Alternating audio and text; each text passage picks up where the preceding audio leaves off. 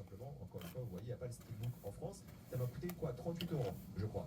Donc 38 euros pour un film, même si vous l'avez pour toujours, c'est un objet de collection, c'est top, hein. Mais ça reste cher pour la majorité des gens. Mettre 35 balles dans un film, c'est beaucoup d'argent, soyons honnêtes. Certains Blu-ray sont introuvables aussi. Pas tout le monde a un lecteur Blu-ray, soyons honnêtes. Là où le piratage, en fait, ça enlève tous les problèmes. Vous avez quasiment la même qualité, c'est juste que vous n'avez pas l'objet physique. Mais sinon, vous avez tout le reste. Maintenant, les plateformes de streaming, la qualité est correcte en 4K, voire très bien pour certaines plateformes. C'est pas cher par rapport au ratio de films qui sont visionnables dessus. L'interface est pratique, ergonomique, c'est facile de regarder les œuvres, et c'est souvent avec beaucoup de sous-titres et différentes langues. Et ça, c'est très bien. Par contre, c'est vrai qu'il y a un souci. C'est cher, parce que oui, maintenant, il faut plusieurs abonnements différents pour voir tous les films disponibles. Impossible de s'y retrouver avec le nombre de plateformes. C'est souvent des sites internet qui nous disent dans quel pays Oh, wow. Oh, c'est beau ces cheveux. Oh, qui sont beaux ces cheveux. Tout plein, oh, tout plein de vitalité.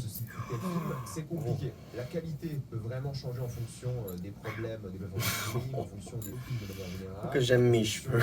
Votre connexion. Chance que j'ai mes cheveux. Sont disponibles d'ailleurs en pourcentage de films. Ah, dire que mon père est chauve. Même pas 1% des films qui ont été créés. Dire que mon père est... En France. C'est ridicule. En tout cas, je combats bien la calvitie, là, pas pire, avec mes cheveux. Pourquoi je mets la tête de ce bonhomme? C'est que ce Très bien. bonhomme-là, c'est Gabe Newell. Gabe Newell, il a quasiment, entre guillemets, anéanti le piratage de jeux vidéo. Parce que lui a créé Steam. Et il a toujours dit un truc par rapport au piratage. Le piratage n'est pas une question d'argent, mais une question de service. Si vous proposez un service pour lequel les gens vont payer, ils vont le faire si le service est meilleur que la variante du piratage. C'est comme Spotify. La preuve, avec Steam, le piratage a quasiment disparu. Grosse guillemets, évidemment. Ben oui, puis le piratage de la musique, pour Spotify, même affaire. Regardez même Netflix. Au début, lorsqu'il y avait Netflix, lorsqu'il y avait plein d'œuvres sur Netflix, le piratage était en baisse, évidemment, parce qu'au fait, il y avait juste une plateforme de streaming et puis basta. Mais depuis qu'il y a beaucoup de plateformes de streaming, le piratage est de nouveau en hausse. J'avais fait une vidéo. C'est vrai. Une seule plateforme pour diffuser toutes les œuvres. À ce temps qu'il y a plein de plateformes, ben ça coûte trop cher, fait que le monde retourne au piratage. Comme moi. Complexe de s'y retrouver. De restrictions.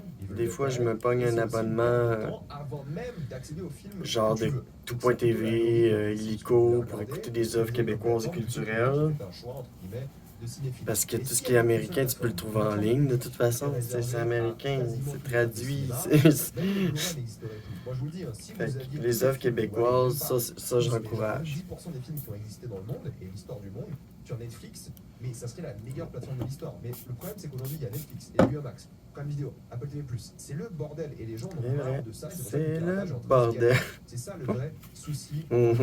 Contrairement aux jeux vidéo ou la musique, je veux dire Steam, maintenant, c'est trop bien parce que Steam, ça a permis de faire des mises à jour de tes jeux, et c'est pour ça aussi que les gens ont arrêté de pirater. C'est qu'avant, quand tu voulais pirater un jeu, à l'époque, moi je me rappelle, moi j'ai eu Steam depuis 2004, j'avais un compte à l'époque, quand Half-Life 2 était sorti, j'avais Steam. Et avant, je piratais mes jeux parce que j'avais pas d'argent, et j'ai piraté pendant longtemps, mais dès que j'avais un peu d'argent, j'achetais sur Steam. Pourquoi? Parce que sur Steam, c'était mis à jour automatiquement, t'avais un focus de la communauté, t'avais plein de choses qui étaient vraiment bien faites. Il faut qu'avant un jeu sur Steam, c'était juste génial de manière générale. C'est ça qui est important. Tout était top. Il y avait des succès. Tu pouvais jouer en multi, ce qui était quasiment impossible à l'époque. Il fallait faire des LAN avec Amashi, des trucs comme ça. Bref, un bordel. Là, tu avais Steam et basta, c'était réglé. Le Game Pass. Moi, lorsque j'étais des beaux cheveux. si le Game Pass existait, je pense que long. j'aurais demandé à mes parents de le prendre parce que c'était moins 15-20 euros par mois et j'avais accès à tous les jeux.